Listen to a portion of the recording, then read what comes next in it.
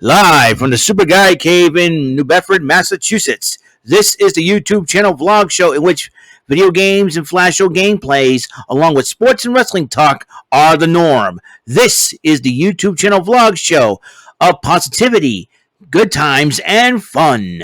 This is Eric Lima Shenanigans of 1977. And now here's the host and perpetrator of these shenanigans, Mr. Big Beefy E himself, Eric M. Lima. Thank you very much, Mr. Announcer. Welcome, everybody, live from my big, beefy man cave. That's right. I'm calling it that from now on. In fact, I'll be changing the intro. And Peter Gilmore, I'm blaming you for making me change my intro. I'm not mad at you, man. Is that, I think, and then we think about it. Every time your show starts and you think you got everything, and all of a sudden you come up with brand new ideas. Like, Mike, my room, it's going to be complete, but you look around and go, I look around my room and go, it needs more containers. I gotta change up containers. I gotta change up some stuff and everything else. Get rid of more containers. I don't know. That's the beauty of having a new room when you have new stuff and everything else. So welcome everyone to my brand new YouTube channel vlog show with 13 episodes. This is the 13th episode. We're 13th episodes in of Eric Lima Shenanigans of 1977. Why did I call it out? I was born in 1977 and I've caused a lot of shenanigans since then. Whether it be good or bad, or not bad shenanigans to get me in trouble with the law or anything. Just bad shenanigans to get me punished, or when I was. But nowadays I'm no longer a little kid. Obviously, you could see. But I am feeling relaxed. I'm having a great time wearing my Transformer Soundwave's my favorite Decepticon because he's really cool. And I hope you guys are having an awesome day. Seriously, I hope you guys are having a very blessed day. As you know, my name is Eric Lima. I am the perpetrator of these shenanigans, whatnot. Episode 13. Now, here's the deal, ladies and gentlemen. I'm going to talk about what happened on NXT 2.0 last night. And note that this will be the first and last time calling it NXT 2.0. I'll explain why in just a moment. Even though I have my Eric Lima Shenanigans, all right, 1977 NXT 2.0 and Level Up Event Center notes. Level Up is on Fridays at 10 o'clock after SmackDown and on Peacock. So let's talk about what's going on. The WWE Universe has allowed to choose two things. Three things. One, their Superstar of the Year from NXT 2.0. The next challenger for Carmelo Hayes' North American title. A little bit more on that. And the stipulation for the Pretty Deadly Creed Brothers Tag Team Championship matchup, which Pretty Deadly are the defending champions. So it kicked it off with the NXT Tag Team Championship matchup in a steel cage. They announced it on Raw. So everybody's voted on that. So Pretty Deadly and Creed Brothers, they were going at it. As you know, the Creed Brothers lost the titles due to the betrayal of Damon Kemp. Damon Kemp once again struck again by handcuffing Julius Creed to the cage. That's right. And Brutus Creed, his bigger brother, almost made mincemeat of Pretty Deadly, but Pretty Deadly hit spilt milk twice and the 3 count. So that means Damon Kemp's going to need a partner if he's going to fight the Creed Brothers. I am dead serious. Creed Brothers, very upset. So anyways, now, there were 3 men Mackenzie Mitchell interviewed that would be the next challenger for the North American title. Wesley, Von Wagner, or Joe Gacy. Wesley won it. It would be a great matchup. And so Wesley was really excited about it. Joe Gacy says it's okay. We got work to do later on tonight. Then women's action. Fallon Henley, who had was accompanied by her former NXT UK Tag Team Champions Josh Briggs and Briggs Jensen, but one of the Connors Cure cancer thrivers. In other words, this young kid was basically still thriving on to beat cancer, and was invited by NXT, which is really cool and classy on their part because September is Pediatric Cancer Awareness Month, and they do Connor's Cure because of Connor McCulloch. There's an interaction with Daniel Bryan, a.k.a. Bryan Danielson, now in AEW. And it's it's a wonderful thing, you know. It's a wonderful thing. And she took on, and Fallon Henley took on Lash Legend. And Fallon Henley did defeat Lash Legend. What's next for Fallon Henley? A little bit more on that. Sanga and Valentina Feroz was waiting on the medical update of Yulisa Leon because she has not been competing. And she was sad because she had her knee in a brace. 9 months she'll be out by. Oh man, you know, I like Yulisa Leon. She always does, you know, the shaking. No, I thought, you know, Shakira, eat your heart out. So Sanga and Valentina Feroz comfort them, but then Von Wagner and Mr. Stone disrespected the ladies and Sanga. And Sanga's a true gentleman. Watch your language, there's ladies here. And I tell you, Von Wagner and Sanga, those two big bulls go at it. Hey, let not. And then Josh Briggs and Brooks Jensen. Oh, the young man my name is Mason, I believe. The night wolf, light wolf crawler or something like that. So the night howler. There you go, the night howler. That's what it is. I'm trying to think. You know, young kid. They were really excited about that, and you know, being with him and all that. And then talking about, you know, Fallon Henley's Lynn. Then they run to Toxic Attraction and Brooks Jensen. Boy, I'm telling you, man. You know, he wants to pick up. He wants to like a girl. Find Brooks a girl so much. Poor kid. This guy's a second generation superstar. Right? His son is. You know, his father. No, his son. His father is Barry Buchanan, aka Bull Buchanan. Okay, or B Squared if he was hanging out with John Cena. A former tag team champion, I might add. And he tells Mandy Rose, "Oh, I like your Instagram pics and he meant to say, titles, but he said tits." I'm like, oh, come on, no. I'm like, Brooks, better go, Brooks. Abort the mission. But Mandy Rose disrespected him. Fallon Henley was upset with him. They were about to go at it, and then Briggs and Jensen said, let's go. I see another feud coming this way. Who knows? Fallon Henley getting a women's title shot. Mandy Rose is, you know, but more on Toxic Attraction. They go out and dress the NXT Universe, and Alba Fire, formerly known as Kaylee Ray, comes out, puts the bat to the chin of Mandy Rose and said, I'm going to be the next NXT Women's Champion. Gigi Dolan and JC Jane tried to blindside her. She knocked them both out and chased out Toxic Attraction. It seems like Mandy Rose now got a bullseye on her back. Fallon Henley started snapping at her. Now Alba Fire is snapping at her. Watch your back, Miss Rose. Watch your back. And then Cora Jade addresses the NXT women's locker room, and she starts dissing Wendy Chu. And then Mackenzie Mitchell interviews Wendy Chu. Wendy Chu said, was nonchalantly dissing Cora Jade. Lash Legend interrupts her. They started cackling at each other. It was crazy.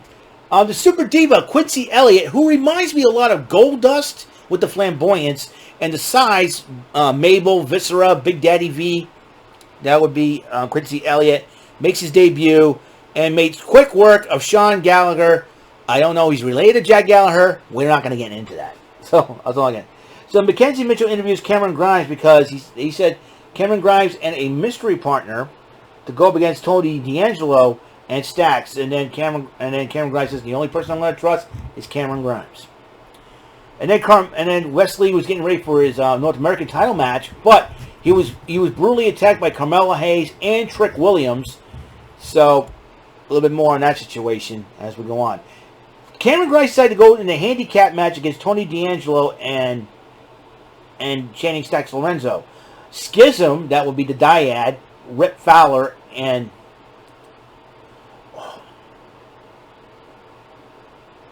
Jagger Reed. Jagger Reed and Rip Fowler. I gotta remember those. Why don't we give them back to the grizzled young veterans Zach Gibson and James Drake, for God's sakes? I don't know again.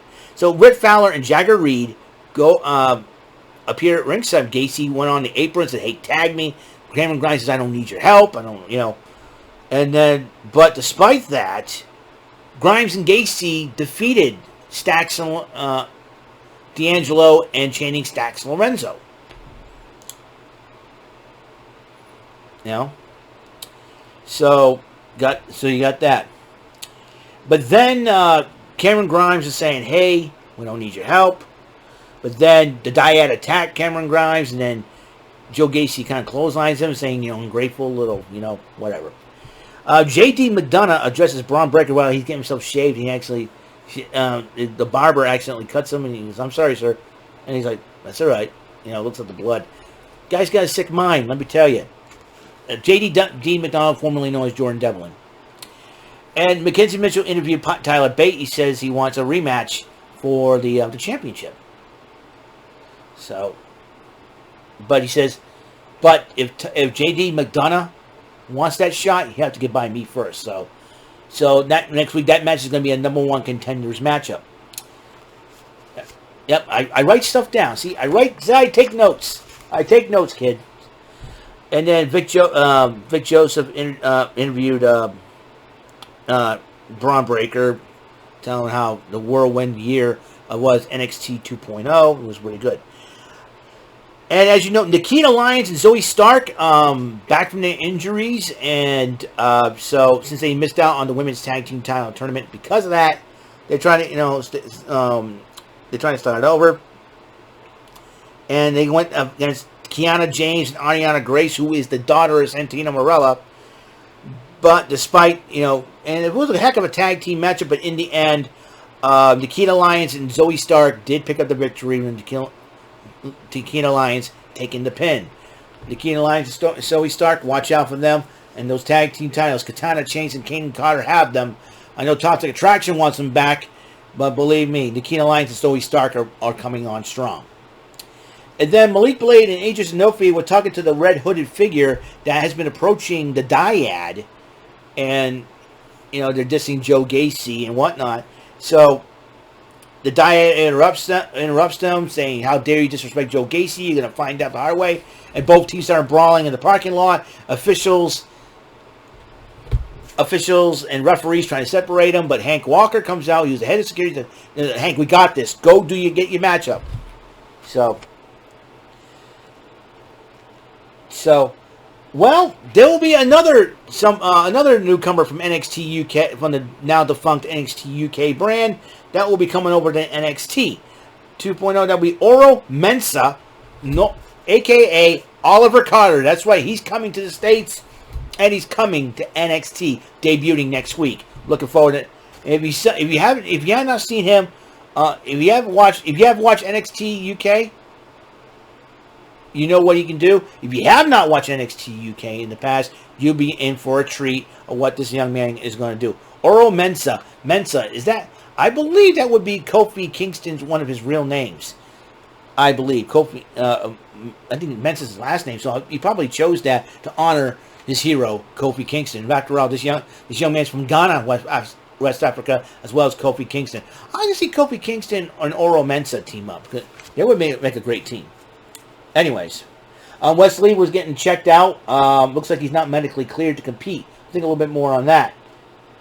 Mackenzie Mitchell names the nominees for the best NXT Superstar of the Year. But Grayson, while she was naming the nominees like, Nikita Lyons, Braun Breaker, Mandy Rose, and all that, Grayson Waller interrupts Mackenzie Mitchell. He says, "Is my name in it?" And Mackenzie Mitchell says, "No." And he starts dissing the fans and running his mouth.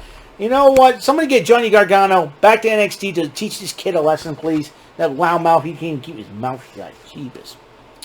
Anyways, Hank Walker took on Big Body Javier Bernal. And after a hard-fought match, Hank Walker picked up the victory, a big victory, over Javier Bernal. Carmelo Hayes and Trick Williams were a promo on the way to the ring to address what happened to West Lee. Sol Ruka, who is a female surfer, also is learning her tricks of the trade. I watched her on NXT Level Up.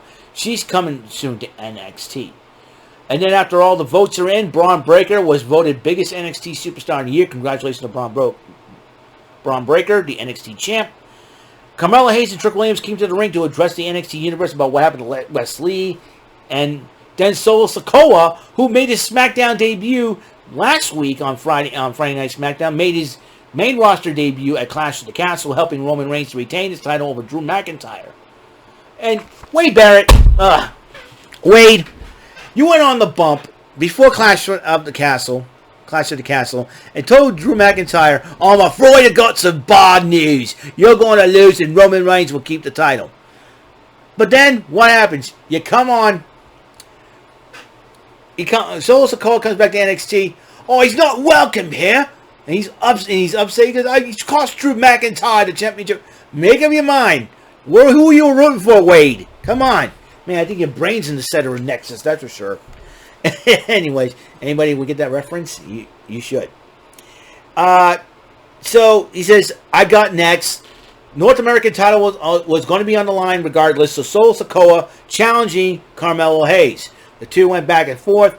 Trick Williams was taken out of the equation. Solo Sikoa at Samoa drops. Carmelo Hayes went on top to do his splash. 1, 2, 3. We have a new NXT North American champion in Solo Sikoa. That's right.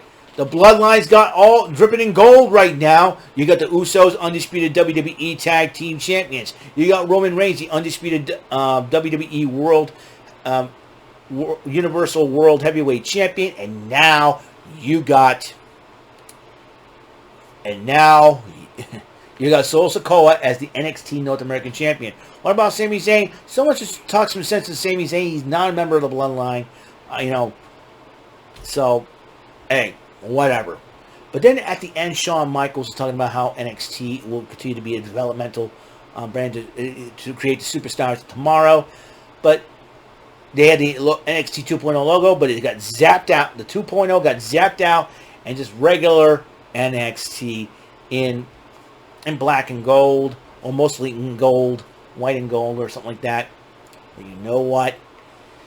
That means it's going to be a new logo. It's going to be a new colored NXT logo, and let me tell you, it's not going to be rainbow logo. We're back to the black and gold with that new logo. That means there'll be no more 2.0 because you're going to have the thumbnail you're going to see when I do this report. It's going to say NXT 2.0, and that'll be the first and last time you're going to see that thumbnail. I just made a new thumbnail just now as a result. So that is it now. That is all the time we have on this show. I'm just putting it. That's all the time we have on this show. As you can tell, man, this is really, really cool, man. I'm telling you, this is totally awesome, to say the least. This episode 13 is complete. NXT 2.0 Event Center for September the 13th, 2022. Aired here the next day, September the 14th, 2022. That's it, and my announcer will take you out. And I'll see you in the next episode. It's Wild Wednesday. The first episode, Wild Wednesday. On the next episode, episode 14. Do the Joker's Wild. Okay? I'll see you guys. Mr. Announcer, take us away. That is all for today's episode of the show. This is Mr. Lima speaking for Eric Lima Shenanigans of 1977. A big beefy E, do it for Bob Saget production. In association with a sweet bumbling bofa Raver Telepictures and Distribution. See you next time on another episode of Eric Lima Shenanigans of 1977. So long for now.